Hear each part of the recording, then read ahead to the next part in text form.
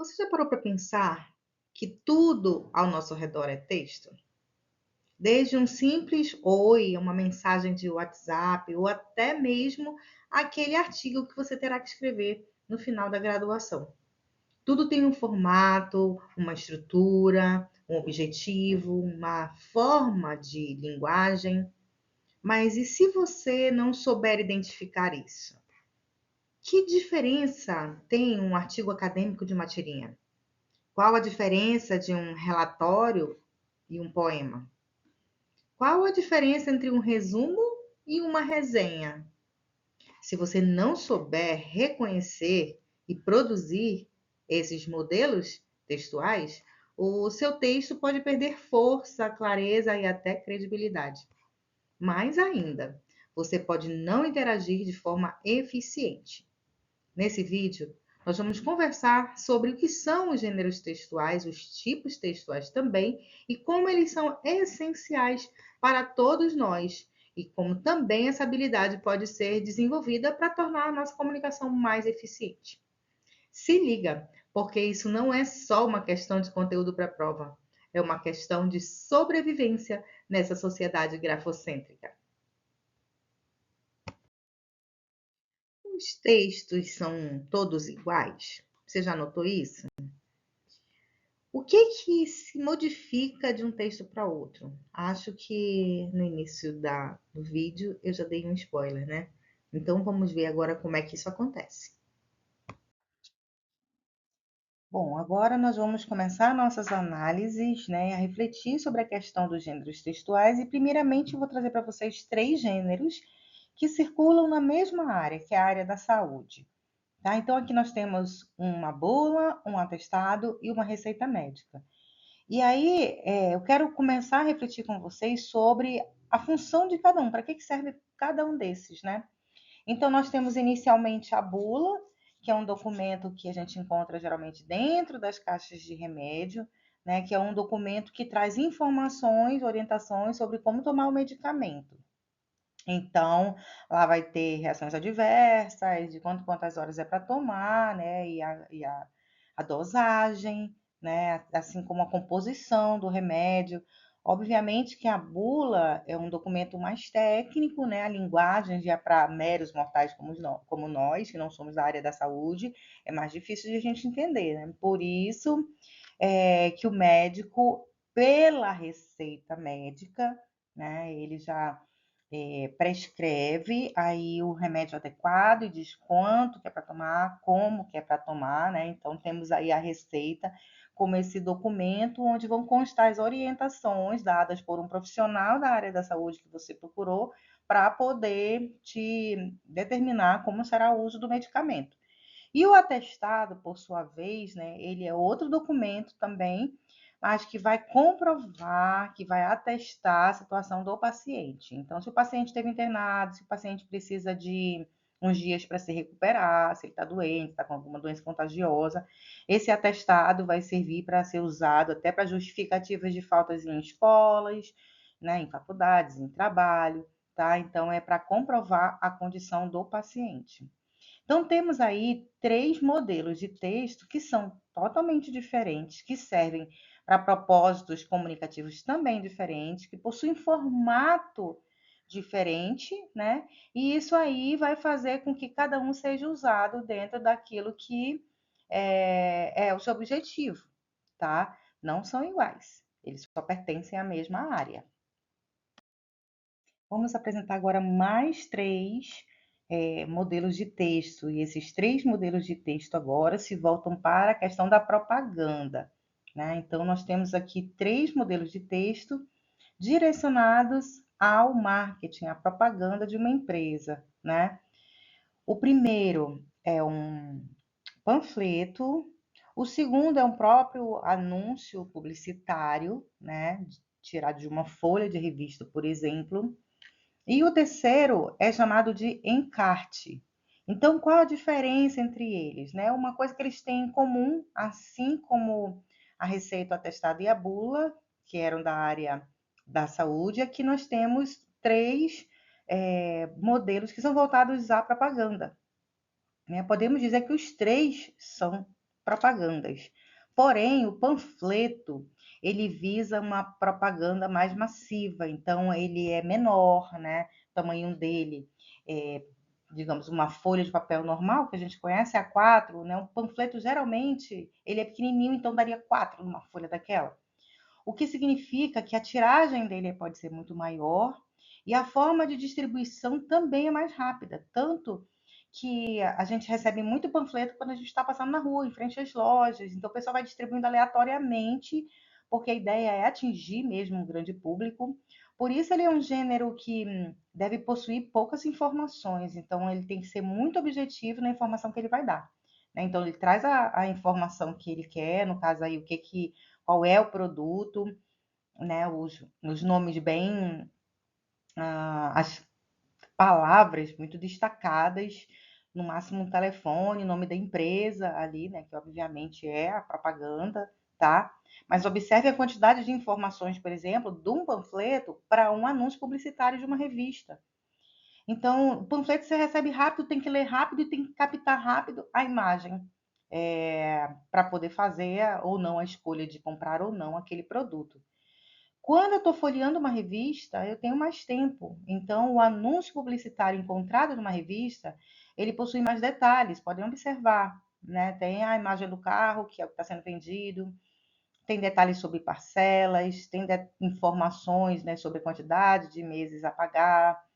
Tá? Então, tem um monte de informações em letrinhas pequenas embaixo. Então, com certeza, ali tem muito mais coisas interessantes a essa pessoa que vai comprar. Tá? Então a pessoa tem mais tempo. Se tiver interessada mesmo, ele vai ler até essas letras pequenininhas. Diferente do panfleto, que não pode ter isso daí, porque a pessoa não tem tempo, né, para essa leitura mais detalhada. O encarte, ele é uma propaganda também, né? Ele tem uma grande empresa, por exemplo, vamos dizer que tem um supermercado ou uma farmácia que apresenta vários produtos, e esses produtos são de vários distribuidores, de várias outras empresas, mas geralmente eles estão em promoção nessa loja. Então, essa grande empresa que está fazendo esse anúncio, né, está colocando ali os seus produtos que estão naquela semana ou naquele mês em promoção, que podem ser de interesse público, né? Podem interessar esses consumidores. Então, enquanto o panfleto e aquele anúncio da revista é de uma empresa só, de um produto só, eu tenho o encarte apresentando vários produtos de várias empresas por uma empresa só. Produtos esses que estão em promoção, que obviamente podem interessar esse público, tá? Então ele é bem maior, né? Ele é maior que obviamente o panfleto, ele é bem pequeno, né? Então a pessoa vai estar ali no supermercado, vai estar folheando, verificando o que é de seu interesse, tá? Então os três são propagandas, né? São anúncios, mas cada um com seu objetivo determinado e, obviamente, cada um com seu formato, cada um com os seus elementos aí distribuídos aí nesse estilo de texto. Agora a gente já vai subir um pouquinho o nível e eu vou mostrar para vocês mais 3 textos agora de um ambiente diferenciado, né, que é o ambiente acadêmico. Então nós temos aqui do lado esquerdo, acima, temos um resumo acadêmico. Abaixo, nós temos um fichamento. E à direita, nós temos aí a primeira folha de um artigo acadêmico. Qual a grande diferença desses modelos para os modelos anteriores? Os modelos anteriores são mais populares, então a maior parte, né, dos humanos tem acesso no decorrer da vida, tem acesso àqueles textos, né? Porque estão pela rua, estão no supermercado, estão na farmácia, né? Eu preciso ir ao médico, então eles são muito acessíveis, embora os primeiros, né, o primeiro grupo encontrado na área da saúde tenham lá o seu quê de tecnicidade, né? Então, a gente precisa conhecer umas palavras mais técnicas, né? Eles são de uma área mais específica, diferente do segundo, que todo mundo consegue entender rapidamente. Esses aqui eles já são, né, já são encontrados no ambiente acadêmico. Então, aqui a gente já tem textos utilizados na faculdade, na universidade. E aí eles limitam muito mais o nosso conhecimento a respeito deles, porque só quem vai conhecer esses textos, quiçá, quem sabe, né, vão ser esses acadêmicos.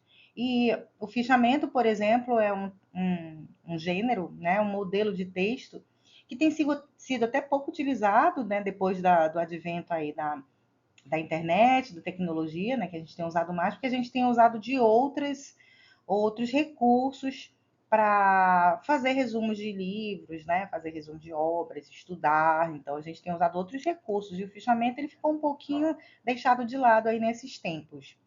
O resumo acadêmico, ele é uma síntese de uma pesquisa que encabeça esses grandes trabalhos, artigo, monografia, dissertação, tese, né? Eles geralmente são os primeiros modelos, né? Vou para um congresso, a primeira coisa que eles pedem é o resumo do seu trabalho. Então, eles geralmente avaliam um trabalho por esse resumo para ver se você vai poder participar das comunicações, etc. O fichamento, ele era feito naquelas antigas fichas, né?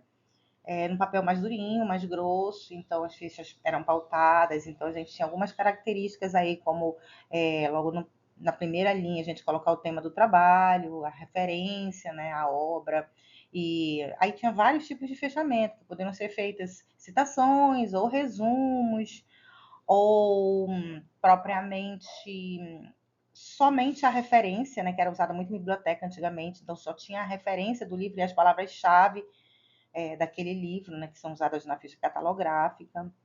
E aí tinha à direita, no canto superior, tinha a numeração da ficha, né? Se fosse de estudo, a gente usava muitas, então a gente colocava um, numerava, dois, três, em ordem sequenciada.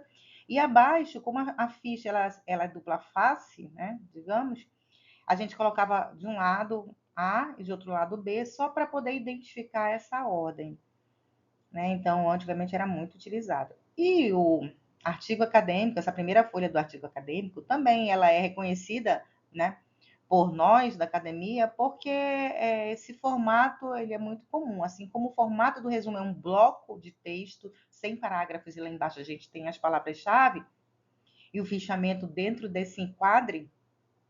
A primeira folha de um artigo geralmente é o texto centralizado no canto superior, o nome do autor à direita, né, os dois blocos com um resumo e resumo em língua estrangeira.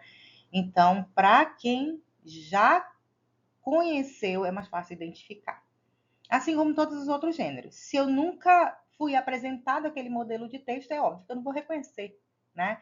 Então, aqui nós temos um grupo de gêneros, né, de modelos de texto, que precisam de um ambiente específico, de um ambiente formal para ser ensinado, porque há técnicas para se trabalhar, né, para se entender, para se interpretar esses modelos, assim como para produzir, né, que são muito mais complexos, exigem muito mais formalidade, muito mais entendimento da língua.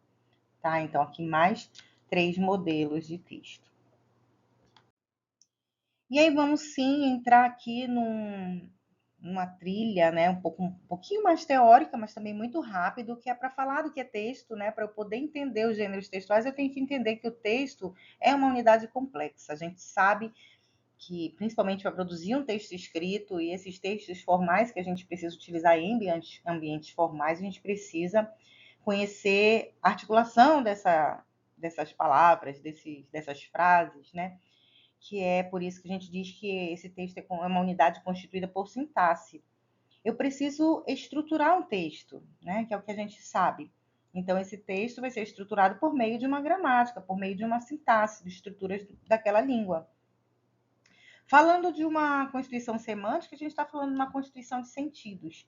Então, dependendo da forma como organiza esse texto, eu vou gerar um sentido de acordo com o propósito do meu dizer, né? Então, eu tenho que ter muito cuidado em relação a isso. E a questão da pragmática textual é a questão de como é que esse texto se vincula naquele momento sociocomunicativo, né? Como é que aquele texto funciona naquele contexto. Então, a gente também tem que ter cuidado para quem são esses interlocutores e com que contexto é esse que esse texto vai fazer parte. E para isso dizer que o texto mobiliza diversos conhecimentos. A gente sabe que temos aí 3 tipos de conhecimentos que permitem a compreensão, né, de um texto, que são os conhecimentos linguísticos, de mundo e interacionais, né? E todos esses conhecimentos, eles vão ficar guardados na memória profunda que nós temos e vai fazer também com que a todo momento a gente organize cognitivamente, né, esses conhecimentos para poder externalizá-los, tá? Então, é necessário, sim, que a gente tenha um conhecimento da língua, um conhecimento formal dessa gramática que vai fazer essa estruturação, mas a gente também tem outros fatores, né? Que são quem é esse meu público-alvo e que contexto é esse que vai circundar essa troca comunicativa. Porque um texto não são só as palavras, a gente sabe disso. O texto ele vai muito além dessas palavras. Ele está envolto por um contexto social, histórico, ideológico, cultural, né? E isso daí vai incidir diretamente nos sentidos que vão ser captados por esse leitor ou por esse ouvinte. Por isso, nós não podemos descartar, né, esses interlocutores, nem esse contexto. Caso contrário, né, vai parecer que eu sou sozinho no mundo como o Pequeno Príncipe, e não é isso. Né? Eu não estou no vácuo, eu estou sempre me direcionando a alguém que possui já conhecimentos prévios que vai compartilhar comigo. E eu não sei quais são esses conhecimentos prévios dessa outra pessoa e nem que conhecimentos, até que ponto esses conhecimentos compartilhados vão nos fazer, de fato, vão nos permitir essa troca comunicativa. Daí todos os cuidados que a gente tem que ter. Daí dizer que os textos eles são interpretáveis, que eles são adequáveis às situações e que são principalmente de um modelo reconhecível. Eu preciso reconhecer esse modelo para saber como lidar com esse texto. Caso contrário, aquilo ali para mim vai ser grego. Não posso considerar texto algo que eu não reconheço. Compreende?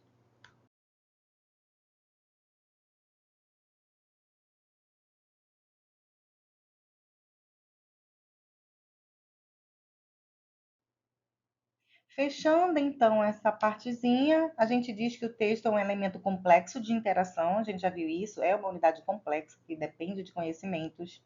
Esse sentido ele vai depender desse interlocutor, né? Porque o sentido, a partir do momento que eu falo, que eu escrevo, o sentido, eu tentei colocar ali meu projeto de comunicação, né? Eu tinha um objetivo, só que depois que essas palavras foram jogadas ao vento, cabe ao outro fazer a interpretação. Aí eu não tenho mais controle, né? E ele possui uma organização interna, vimos isso, tem uma sintaxe, tem toda uma articulação, uma organização de ideias, e ele pode possuir qualquer extensão, desde um simples oi que eu falei lá no início, né, até uma tese de doutorado, uma bíblia aí, né, com muitas ideias, né, mas ele tem que principalmente possuir sentido. Então, o principal é que esse texto tenha sentido, faça sentido para o outro. Aqui a gente vai ter vários modelos de texto, né? A bula que nós já vimos, isso aqui que é um rótulo de embalagem, um bilhete, uma tirinha, uma carta, né? Que hoje quase não é mais utilizada, foi substituída por e-mails. Nós temos aqui um cupom fiscal, aliás, uma nota fiscal, classificados de um jornal impresso, outra tirinha, outro modelo de tirinha. Aqui são marcadores de página, né? Aqueles que a gente usa para marcar o livro na página que a gente parou a leitura. E aqui uma capa, né? E para finalizar, um currículo vitae. Então, todos esses aqui são modelos de texto que circulam aí ao nosso redor, considerados gêneros textuais, que é o que nós vamos falar na sequência em termos de conceito. Gênero, então, é um modelo de texto que nós encontramos no nosso dia a dia. Né? Essa palavra é muito importante para definir. É um modelo de texto. Nós já vimos, né, em outros momentos que a linguagem ela pode ser oral e escrita, né? Ela pode se apresentar dessas duas formas e tanto a linguagem oral quanto a linguagem escrita possuem momentos de formalidade e momentos de informalidade. E são esses modelos de texto, exatamente. Né? Então, nós temos gêneros orais e escritos, formais e informais, que nós encontramos a todo momento na nossa vida, já que nós nos comunicamos por meio de textos. Todo pensamento que eu externalizo, eu estou montando um texto. Tudo que eu leio é um texto. Lembrando que para ser texto precisa ter sentido. E esses modelos, eles possuem características que são sociocomunicativas, obviamente, elas são convencionadas pela nossa sociedade. Há necessidade de tal coisa. O homem cria esse documento para representar aquela necessidade. Houve o desenvolvimento da tecnologia propiciando uma nova área, uma nova forma de comunicação. Cria-se um novo gênero para também respaldar aquela atividade comunicativa. É assim que funciona. E é exatamente por isso que gêneros vêm e gêneros vão. Tudo depende da evolução da sociedade. Então, antes usávamos cartas porque não tínhamos uma outra forma mais rápida de nos comunicarmos. Hoje temos mensagens, temos SMS, temos WhatsApp, temos e-mail, né? E outras, essas aí que eu citei, são textos escritos, né? Mensagens escritas, mas temos aí o Meet, temos o Zoom, temos o Skype, várias formas também de nos comunicarmos oralmente com outras pessoas, que também substituíram, inclusive, o telefone, só que permitiram agora a gente visualizar a pessoa do outro lado, tudo por conta da tecnologia. Né? Então, tem essas características sociocomunicativas. O próprio conteúdo ele se modifica de um gênero para outro, a função dele, o propósito comunicativo, o estilo desse texto também se modifica, né? A composição, a forma como ele é organizado. Então, essas aí são características de um gênero textual. Marcuski diz que eles são realizações linguísticas concretas, então a gente tem ali a palavra, tem ali a língua, né, fazendo efeito numa concretude textual. Tá? É a forma de a gente ver a língua funcionando. Quantos gêneros existem? Aí são ilimitados, né? A gente tem aí, não tem como mensurar, até porque os gêneros dependem também da cultura, né? Então, uma coisa que pode funcionar aqui no Brasil pode não funcionar na Ásia, pode não funcionar na Europa pode ter outra coisa, nos Estados Unidos pode ter outra coisa, né? Porque as necessidades desse povo é outra, né? São outras. Então, a gente tem esses gêneros aí também que são diferentes, né? De um país para o outro por conta da cultura. E o importante é dizer, né, que todas as nossas atividades cotidianas elas são regidas por gêneros. Absolutamente tudo que nós fazemos, nós escolhemos um modelo de texto para atuar. Obviamente, muita gente às vezes acaba cometendo inadequações por conta de não conhecer esses gêneros. E isso daí já vem ao encontro, né, daquilo que nós falamos como letramento. Quanto mais eu aprendo, quanto mais eu interajo, mais eu reconheço modelos de texto que circulam ao nosso redor, mais eficaz a minha comunicação, mais eficiente meus processos comunicativos. Se eu não tenho acesso, se eu não conheço modelos diversificados de texto, obviamente eu vou ficando limitado nessa minha transição por situações comunicativas. Então, por exemplo, escrever um artigo acadêmico, escrever uma resenha, não é para qualquer um. É para quem frequenta a universidade, para quem se interessou por aprender a escrita desse gênero. Porque tem muita gente que sai da faculdade também sem saber. Tudo bem, né? Só que em determinado momento, se quiser seguir carreira acadêmica, vai se sentir limitado e vai ser obrigado a conhecer e a produzir da forma adequada, tá bom? Então que isso fique bem guardadinho, porque a minha meu passeio pelas esferas comunicativas, né, e a eficiência dessa minha transição por essas esferas comunicativas sociais vão depender do quanto eu conheço de textos, de modelos, que podem ser das mais diversas ordens. Aqui a gente vai fazer uma breve análise, né, de um anúncio publicitário que a gente já viu. Isso aqui está se caracterizando bem como uma propaganda, né? Mas isso se enquadraria, vocês podem perceber, dentro do panfleto, né? Porque o panfleto ele precisa de poucas informações ali. Então, essas informações que a gente tem aí estariam bem adequadas para estarem num panfletinho. Onde é que circula a propaganda? Aí a gente sabe, né? Jornais, revistas, outdoor, redes sociais, né? Televisão. Então a gente tem panfletos, a gente tem esses anúncios que aparecem em cartazes, né? Então, pelo fato da propaganda ter que atingir muita gente, a gente encontra isso de diversas maneiras, né? Agora a gente tem até agora aqueles outdoors digitais, né? Grandes e altamente iluminados, né? Então aquilo ali a pessoa está passando no carro e tem que ver aquela informação rápida. Então a ideia é atingir o máximo de pessoas possível. Para que serve? A gente já viu, né? Para divulgar um produto, né? Então aqui a gente tem necessariamente a divulgação, o anúncio. A linguagem é uma linguagem, obviamente, simples, justamente porque eu quero atingir de A a Z, né? Na maioria das vezes, tá? Então, essas estruturas precisam ser simples, as frases mais curtas, mais objetivas, um vocabulário informal, um vocabulário adequado para aquilo que eu estou querendo vender, né?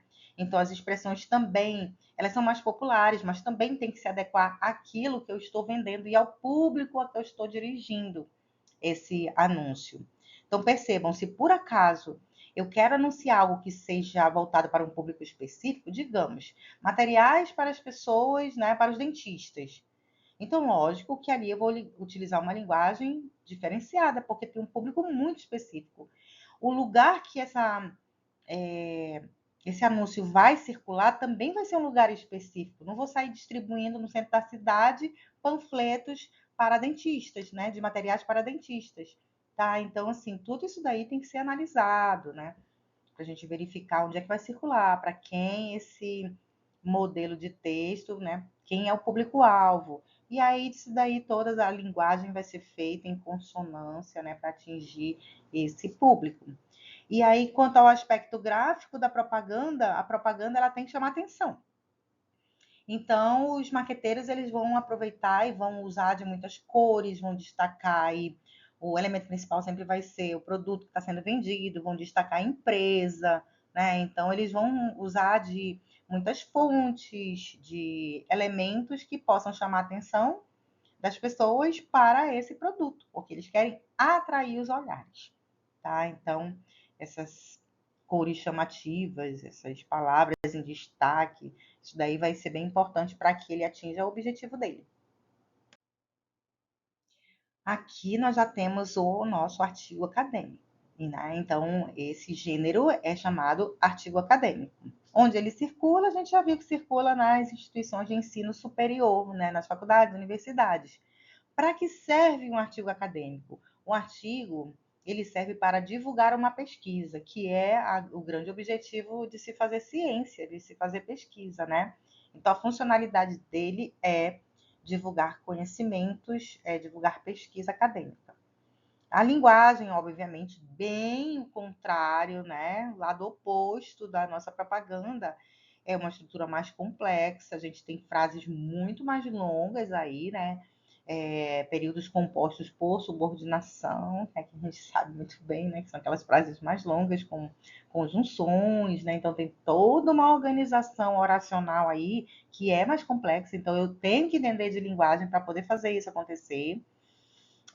Eu tenho um vocabulário mais técnico, né? Mais robusto, mais prolixo, não tanto porque eu quero atingir também meu público, né? Mas eu tenho aí uma ortografia, inclusive seguindo a norma padrão, né? A gente tem que ter cuidado, porque esse já é um modelo de texto altamente formal. E o aspecto gráfico desse modelo de texto, né? Ele é já feito em parágrafos, né? Então a gente tem aí essa é uma primeira folha de um artigo, né? Tem um título centralizado, um nome à direita do autor, né? Então isso daí também pode variar um bocadinho, mas a gente tem 2 blocos com os resumos, que isso daí geralmente é norma, né? Conter, mas toda uma organização textual feita por parágrafos. Então já é diferente, por exemplo, de uma propaganda que tem que ter ali cores, que tem que ter imagens, né? Necessariamente para poder chamar atenção aqui, já está dentro de uma formalidade, dentro de algo mais sóbrio. Os gêneros, eles não são construídos assim do nada, né? A gente tem falado o tempo inteiro de texto, então esses textos, eles são organizados por estruturas, né? E que estruturas são essas? As estruturas que constroem esses textos, esses modelos, esses gêneros textuais, elas são definidas por propriedades estruturais e linguísticas chamadas de tipos textuais. Os tipos textuais, para a gente, já é mais comum, a gente já ouviu falar muito, né? São 5 apenas, né? E são a narração, a descrição, a argumentação, exposição e injunção. Né? Então, a gente já ouve isso aí desde lá do ensino básico, e agora é importante a gente entender o que cada uma dessas significa. Vamos agora falar um pouco sobre cada um desses tipos textuais para a gente poder entender como eles funcionam no modelo de texto, no gênero, né, e poder diferenciá-los. Bom, inicialmente falamos sobre narração, né? Então, narrar é contar uma história. É o tipo de texto que a gente mais usa desde que nos entendemos por gente, começamos a usar a linguagem, porque a gente conta a história o tempo inteiro, né? E essa história tem personagens interagindo em torno de algo, em torno de uma trama, tem um tempo que é dinâmico, um tempo acontecendo, tem início, meio e fim, né? Que caracteriza esse enredo dinâmico. Então, toda a história tem um ápice, né? E tem um desfecho. Então, eu tenho um início, meio e fim. Isso é importante para a gente dizer, porque isso aí vai diferenciar de outro gênero ou de outro tipo de texto que a gente vai ver na sequência, né? Agora a gente tem a descrição, né? E o que é descrever? Descrever é expor detalhes sobre algo ou alguém. Então, toda vez que eu detalho algo, alguém, uma cena, um objeto, né? Uma pessoa, eu estou utilizando de descrição. É importante a gente perceber que há diferenças, por exemplo, quando eu descrevo uma cena. Então, eu estou olhando para algo e estou descrevendo de forma dinâmica. Isso pode confundir com narração, como eu falei anteriormente. Por quê? A narração ela tem início, meio e fim, e personagens interagindo, e tempo acontecendo. A descrição, digamos que eu vou fazer um relato, né, uma descrição, na verdade, de uma cena que eu vejo no trânsito. Então eu digo, olha, eu estava indo para tal lugar quando de repente um carro bateu no outro, o motorista saiu, né? E foi brigar com outro e chegou a polícia. Eu estou descrevendo uma cena. Eu estou detalhando uma cena. Não é uma história em que eu tenha um conflito, um clímax, um desfecho, que eu vá contando isso daí tudo, narrando a história. Eu tenho uma descrição de uma cena, o que a gente chama de descrição dinâmica, tá? Uma descrição estática seria descrever um objeto, por exemplo. Então, quando eu descrevo uma cena, eu estou fazendo aí um tipo de descrição dinâmica. A argumentação talvez seja aí o tipo de texto mais complexo, né? Porque argumentar é defender uma ideia. E eu só consigo defender uma ideia quando eu sei de fato do que eu estou falando, porque eu tenho que expor um ponto de vista, eu tenho que trazer respaldo, eu tenho que trazer um suporte teórico para poder respaldar aquilo que eu estou dizendo. Então, se eu digo eu sou contra qualquer coisa, eu tenho que dizer por quê. E essa justificativa, né? Nessa justificativa, eu tenho que apresentar um raciocínio que seja lógico, né? Para poder expor esse ponto de vista, para poder convencer o outro de que aquela minha ideia ela tem sustentação, né? Ela é viável. Então, a argumentação é um tipo de texto dos mais complexos, porque precisa realmente de conhecimento. A exposição, por sua vez, né? O nome já diz, está só expondo algo, né? Nesse caso aqui, a gente está expondo fatos, apresentando informações. Então, aqui eu não tenho colocação de ideias, não tenho defesa de ponto de vista. Aqui eu tenho apenas informações sendo colocadas, tá? Fatos sendo evidenciados. Então, ela é muito específica. E por último, aí eu tenho a injunção, né? Que o que é a injunção? A injunção ela está bem diretamente ligada à questão dos textos instrucionais. Então, ela vai ordenar, ela vai indicar procedimentos, ela vai instruir. Por isso, na injunção, a gente tem o uso dos verbos no imperativo, né? Então, a gente tem ali a ordem. Faça, compre, atravesse, não faça, né? Então, aqui eu tenho toda uma instrução, né? Voltada para uma segunda pessoa. Agora sim, vamos às análises, né? Eu peguei trechos de textos para a gente poder identificar essas sequências tipológicas, até para a gente poder analisar depois outros gêneros, né? Textuais. Então, aqui no meu primeiro parágrafo, nós temos que a leitura é uma ferramenta essencial para o desenvolvimento do pensamento crítico, pois permite que os indivíduos ampliem sua compreensão sobre o mundo, questionem informações e formem opiniões fundamentadas.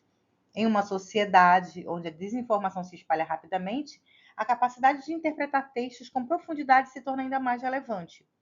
Então, observem, a partir do momento que eu começo a utilizar adjetivos, né, como eu tenho aqui o essencial, a leitura é uma ferramenta essencial. Quem é que está falando isso? Ela é essencial para quem? Para mim. Então, se eu digo que ela é essencial nas nossas vidas, eu tenho que dizer por quê, né? Então, aqui eu tenho, pois permite que os indivíduos ampliem sua compreensão sobre o mundo, né? Questionem informações e formem opiniões fundamentadas. Aqui, então, eu respondei, eu disse por quê? Vai do meu conhecimento específico e conhecimento sobre a linguagem, utilizar recursos que possam de fato convencer o outro dessa minha ideia. Tá? Aí já envolve outras questões, que aí é o meu conhecimento da língua, meu conhecimento do texto, meu conhecimento dos recursos argumentativos para poder isso valer. Então aqui a gente tem de fato um texto argumentativo, porque está expondo um ponto de vista. E se vocês forem observar no restante do parágrafo, a gente tem, numa sociedade onde a desinformação se espalha rapidamente, então eu contextualizo, né? Digo em que sociedade que a gente está falando, tempo, a capacidade de interpretar textos com profundidade se torna ainda mais relevante. Então, eu tenho aí a defesa de um ponto de vista dizendo que ela é mais relevante nessa sociedade que a desinformação se espalha. Então, o tempo inteiro, né, eu estou utilizando aqui mais um adjetivo, né, e aqui eu tenho um intensificador, um advérbio de intensidade, que traz ainda mais a minha forma de ver a coisa, tá? Então, aqui é um texto argumentativo na essência. Nessa segunda análise, nós temos: era uma noite chuvosa quando Luísa decidiu entrar na biblioteca abandonada do centro da cidade. Diziam que ali, entre prateleiras cobertas de poeira e livros de capas desbotadas, existia um manuscrito que ninguém jamais conseguira decifrar. O vento assobiava pelas janelas quebradas enquanto seus passos ecoavam no chão de madeira rangente. Então, aqui a gente observa que temos já o início de uma narrativa, né? Temos uma história sendo contada. Era uma noite chuvosa, o tempo aparecendo, né? Decidiu entrar na biblioteca, temos o espaço, temos o lugar em que acontece a história e a personagem, que é Luísa. E eu quero chamar a atenção de vocês para esse trechinho aqui, entre prateleiras cobertas de poeira, livros de capas desbotadas. Aqui eu tenho uma sequência, um trechinho que já não é mais narrativo. É um trecho descritivo, que já está expondo detalhes, detalhando as prateleiras e os livros. O que significa que o texto ele tem a predominância de um tipo, mas podem acontecer durante esse texto sequências de outros tipos textuais também, tá? Então, obviamente, numa narração, a gente vai ter momentos que vai ser interessante descrever esse personagem, descrever o tempo, descrever o espaço, para tornar a história mais interessante, né? São recursos para tornar essa história mais interessante. Então, a gente vai mesclar esses tipos de texto, que pode acontecer com muita frequência. Então, aqui a gente tem o tipo narrativo de texto. Nessa terceira análise, né, vamos observar. Para preparar um café saboroso e aromático, siga esses passos simples. Escolha um bom café. aqueça a água na temperatura ideal, meça corretamente, prepare a infusão, sirva e aproveite. Né? Isso aqui são os tópicos principais que estão em negrito. Se vocês forem olhar depois também, a gente tem opte por grãos de qualidade, ferva a água, utilize cerca de 10 gramas. Então, a gente tem vários verbos utilizados no imperativo, né? Então, aqueça, meça, prepare, opte, tá? Então, aqui a gente está dando ordem. A gente tem aqui uma receita para preparar um café saboroso. Então, nessa receita, a gente tem um texto instrucional, cujo objetivo principal é ensinar, instruir, tá? Então, aqui a gente está falando de um texto injuntivo, predominantemente. Como quarta análise, nós temos as energias renováveis são fontes de energia obtidas a partir de recursos naturais que se regeneram continuamente, como o sol, o vento e a água. Diferentemente dos combustíveis fósseis, que são finitos e altamente poluentes, as energias renováveis oferecem uma alternativa sustentável para a geração de eletricidade e calor. Então, observamos aqui que temos um texto expositivo, ou seja, eu estou trazendo informações, eu estou expondo fatos. Agora, observem esse segundo parágrafo. Entre os principais tipos de energia estão a solar, a eólica, a hidrelétrica e a biomassa. Então, aqui, nessa sequência, eu já deixo de ter um texto expositivo para ter um texto descritivo. Então, aqui está descrevendo quais são os 4 principais tipos de energia renovável. Tá? Então, olha só, aqui mais um exemplo de que eu tenho a predominância de um texto, de um tipo de texto, mas eu posso ter outras sequências tipológicas. E, por fim, na análise 5, a casa, esquecida pelo tempo, erguia-se sombria no final da rua de paralelepípedos. Suas paredes, antes brancas, agora estavam cobertas por rachaduras e manchas de mofo, como cicatrizes de uma história não contada. As janelas, empoeiradas e parcialmente quebradas, pareciam olhos vazios que observavam silenciosamente quem se aproximava. Então, aqui nós temos uma casa sendo descrita, né? Então, a gente tem detalhes sobre essa casa esquecida no tempo, como eram as paredes, como eram as janelas, tá? Então, aqui a gente tem detalhamento dessa casa. E aqui, mais uma vez, eu chamo a atenção para outro detalhe. Observem que a gente tem aqui, ó, as paredes que estavam cobertas de rachaduras e manchas de mofo. Isso aqui é uma descrição que todo mundo pode ver. Eu olho para a parede e verifico que ela tem mofo e tem rachadura. Agora, a partir daqui, cicatrizes de uma história não contada. Aqui eu já estou entrando numa subjetividade característica desse produtor desse texto, né? Então aqui eu vou olhar para aquilo e eu vou imaginar, eu vou utilizar a criatividade para poder trazer elementos linguísticos e que possam descrever, que possam detalhar de maneira particular e emotiva aquela casa. Então, a gente tem 2 tipos de descrição. A descrição que é objetiva, que eu olho, todo mundo está vendo a mesma coisa que eu, como cor, tamanho, né, espessura. E eu tenho uma outra descrição que é essa subjetiva, que depende de questões particulares, emocionais, subjetivas, quando a gente descreve aquela determinada coisa ou aquela determinada pessoa, tá? Então, isso aqui é só para trazer um plus, né, aqui em relação ao texto descritivo. Agora nós vamos falar sobre a principal distinção entre o texto expositivo e o texto argumentativo. Aqui a gente tem aqueles primeiros parágrafos dos textos que vimos anteriormente, né, das energias renováveis e da leitura.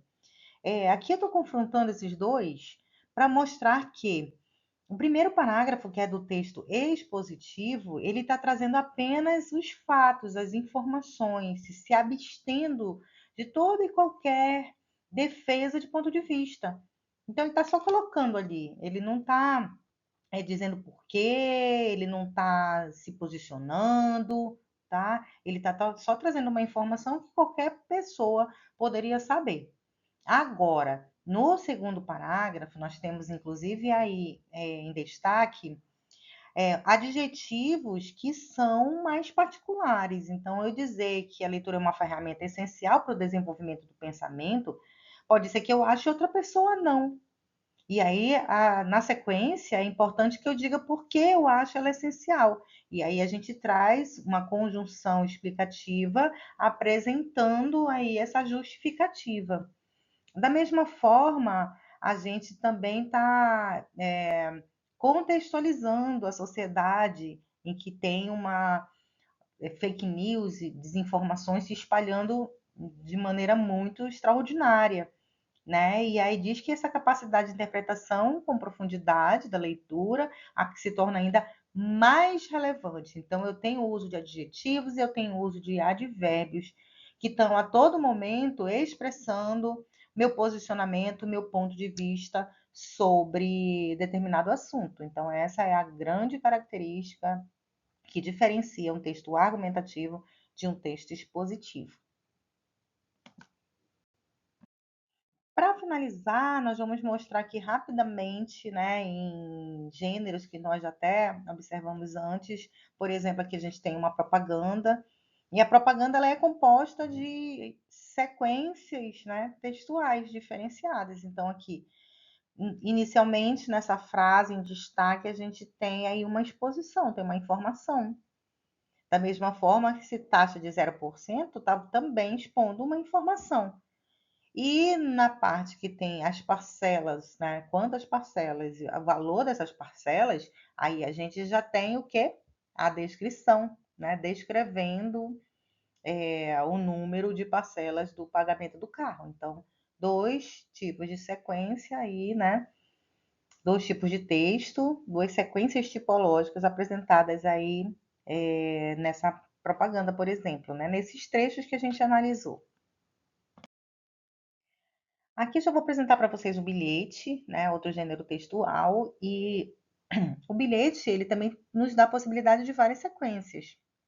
Então, nesse primeiro parágrafo, quando diz, saí com a Carmen de manhã e chegaremos à noite, resolvemos comprar os presentes de Natal. Eu estou trazendo uma informação para quem vai receber, né, para a Ju, no caso, que vai receber esse bilhete, uma informação que ela precisa saber. E quando eu digo qualquer coisa, me liga, né, liga para mim, eu estou fazendo uma injunção, eu estou dando uma ordem. Né? De novo, eu tenho exposição quando diz estou com o mesmo celular, e a data representa aí a descrição. Tá? Então, eu tenho vários pontinhos aí que eu posso analisar de um bilhete que podem me apresentar essas sequências tipológicas. E aí, por fim, né, o nosso artigo acadêmico. No nosso artigo acadêmico, a gente tem descrição, quando eu digo qual é o título, quando eu apresento aí o autor, né? Mas eu posso ter também, como é um texto formal que está apresentando uma pesquisa acadêmica, obviamente a gente vai ter exposição, que a gente vai ter conceitos, a gente vai ter informações sendo dadas, mas a gente vai ter também posicionamentos. Então, a gente também tem um texto aí predominantemente argumentativo, tá? Agora, posso ter descrições? Posso também. Digamos que eu estou apresentando lá minha metodologia e eu tenho que fazer a descrição das etapas, né, que foram realizadas o trabalho. Então, eu teria ali uma sequência descritiva. E posso ter em diversos outros lugares, né? Dependendo de, eu estou fazendo análise de uma máquina, do funcionamento de uma máquina. Então, eu vou ter que descrever ali talvez o equipamento, tenho que descrever talvez o funcionamento, tá? Então, assim, gente, vamos usar o bom senso para pensar que, por exemplo, num artigo, eu não tenho como usar a sequência narrativa, porque eu não vou contar historinha no meio do meu artigo, entende? Então, assim, só tem que se perguntar, na história, cabe descrição? Ah, cabe. Na história, cabe exposição? Ah, poderia caber. Na história eu tenho falas de personagens. Então, de repente, vai que eu coloque um diálogo de personagens e um personagem esteja defendendo um ponto de vista para o outro. Aí eu teria um trecho de argumentação. Entende? Coisas que parecem ser contrárias, de repente eu posso, numa narração, encontrar essa possibilidade por conta da fala dos personagens. Mas é só por isso também, tá? Então, é importante que a gente tenha um bom senso para analisar, entendendo realmente o que é cada tipo. E essa foi a nossa revisão aí de gêneros e tipos textuais. Eu espero que vocês aproveitem, né? Ou que tenham aproveitado, se chegaram até aqui o finalzinho, e que isso sirva para vocês terem ideia do quanto que é importante a gente conhecer cada vez mais modelos de texto. E isso nos faz interagir com mais eficiência, né? Faz a gente permear várias esferas sociais de uma forma mais efetiva, mais legítima, por conhecermos esses modelos de texto, por conseguirmos interpretá-los e principalmente por conseguirmos produzi-los. Lembrem-se, nosso nível de letramento aumenta quanto mais eu conheço, quanto mais eu uso a leitura e a escrita a meu favor, nessa sociedade que a gente chama de grafocêntrica, centrada pela escrita, centrada na escrita, tá? Então, espero que vocês tenham aproveitado e a gente se vê aí em outro momento. Tchau, tchau.